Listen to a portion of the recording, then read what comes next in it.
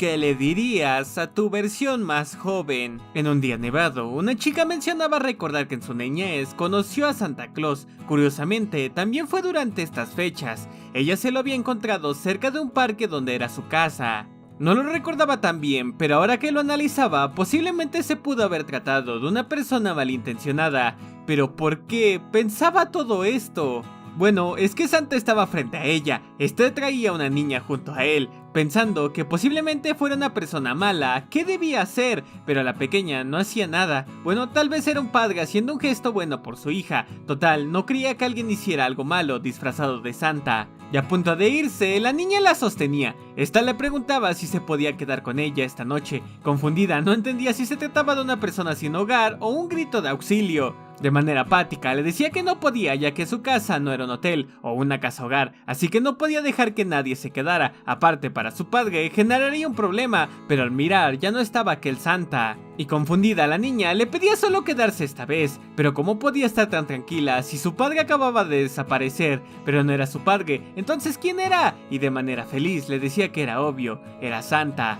Frente a una comisaría, se consolaba diciendo que lo importante fue escoltarla hasta aquí, solo que le angustiaba un poco que le hicieran pasar un momento a aquella niña con un interrogatorio innecesario. Aparte, no podía cuidarla, pues tenía trabajo para mañana, y diciéndole a la niña que entrara para que la ayudaran, ella se iba. Siendo interrogada por una policía, le preguntaban dónde estaban sus padres, y sin pelos en la lengua, la niña señaló a aquella chica. La niña diría que un amigo de su madre le había dicho que ella era un estorbo, entonces si se quería casar con él, se tenía que deshacer de ella, y sin ningún remordimiento, su madre dijo: no me queda de otra y no quiero otra como tú. Y antes de terminar de hablar, ella se acercaba a callarla. Los niños son algo molestos y persuadiendo a la policía con que era una especie de fantasía, ella se la llevaba. Golpeando su cabeza, no entendía cómo había terminado en esta situación, explicándole a la niña que casi la metía en problemas y no tenía tiempo para ello, ya que estaba ocupada por el trabajo, y se culpaba a ella misma por no haberla abandonado antes, pero a la pequeña niña le decía que no intervendría con su trabajo.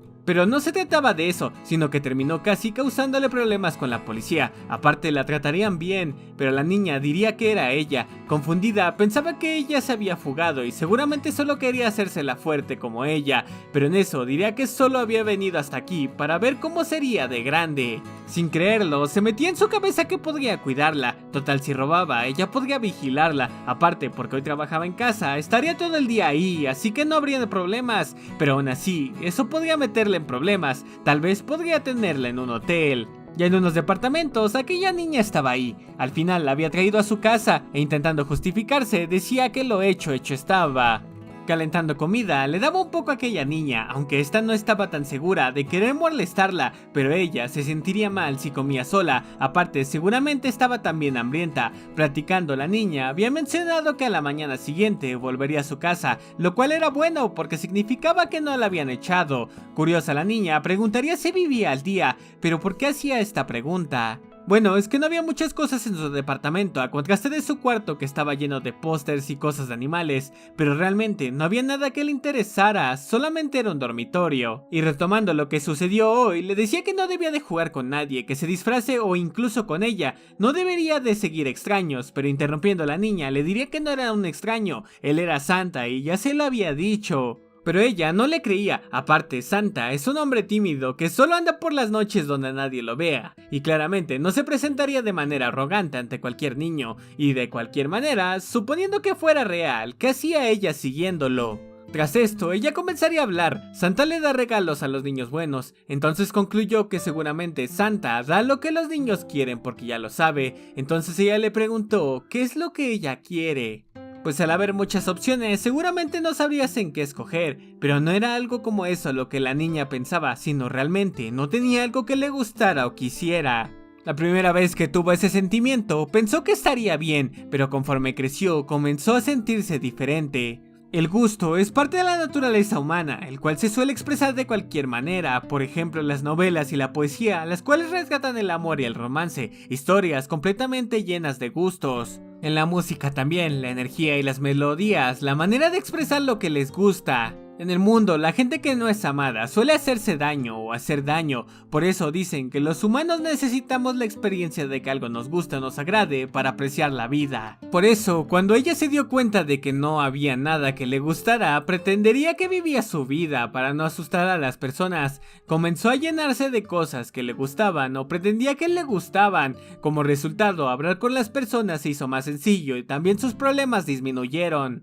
Un día, su profesora de inglés les mencionó que con la Navidad estaba cerca, tendrían que escribir una carta para Santa. En ese momento, ella tuvo una idea, tal vez Santa sabría lo que ella quería, pero pensó que algo así sería inútil. Aún así, hoy lo había conocido. Entonces, así es como la niña había llegado, y pensando, ella diría que no existía algo como no tener gustos, pero en estos tiempos hay muchas personas que no les gusta nada, aparte tampoco saben cómo divertirse, por eso hay mucho entretenimiento como los videos y los shows, ya que pueden disfrutar como algunas personas se vuelven populares y sentirse parte de ello. De cierta manera, aquella chica diría que también era similar, no tenía hobbies y su trabajo no es algo que le gustara. Curiosa la niña, le preguntaba si no le preocupaba seguir de esta manera y que al final no le agradara a nadie. Pero para ella, el ser amado es algo similar a la fe, la gente decide creer en eso incluso si no existe. Pero, ¿qué no ese sentimiento es lo que nos convierte en verdaderos humanos? Y respondiendo, decía que se considera algo valioso cuando se benefician de él,